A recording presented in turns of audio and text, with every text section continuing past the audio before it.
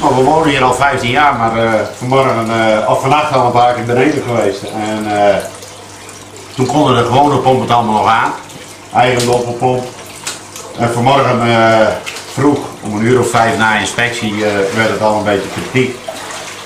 En toen hielden de pompen niet meer voor en toen kwam de waterstand eigenlijk al omhoog. En eigenlijk om 7:30 de brandweer erbij gehaald.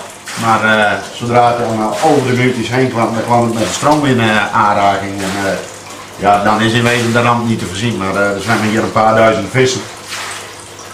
En ja, stroom en water gaat niet met elkaar, dus dan hadden we het spul moeten uitschakelen. En ja, dan is toch een collectie van een paar duizend vissen die doodgaan en dat is eigenlijk de bedoeling niet.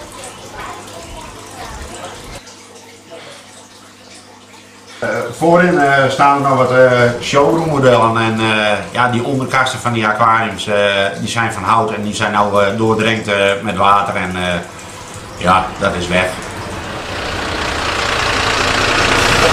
Maar het is net door die film heen praten. Hallo. Het pand is van ja, eigenlijk begin 1600, meer dan 400 jaar oud. Muren van een 80 centimeter dik, maar ja, het water gaat toch ergens, het drukt er gewoon doorheen. Het water is nou gewoon te heeg. Ja, de waterstand, maar dit is er nog nooit eerder meegemaakt denk ik. Niet in die 15 jaar dat ik hier gewoond heb, dat het zo hoog is geweest met de waterstand. We hopen dat het vannacht allemaal goed gaat, maar ze hebben het weer over regen en ze kunnen niet eerder als vrijdag weer spuien, zei de sluiswachter. Dus het moet niet 10 centimeter hoger komen, maar dan weet ik niet wat er gebeurt. Maar dat zien we dan wel weer. We houden nog goede hoop. Hoeveel meter hebben we nog daar? Is dat een andere kant? Oh, die boom, die daar bovenop zit. Ja. Dat is wel je ding. Nou, dat komt nog niemand met die zwaar. Je moet er ook niet zo begin heen. Dat is echt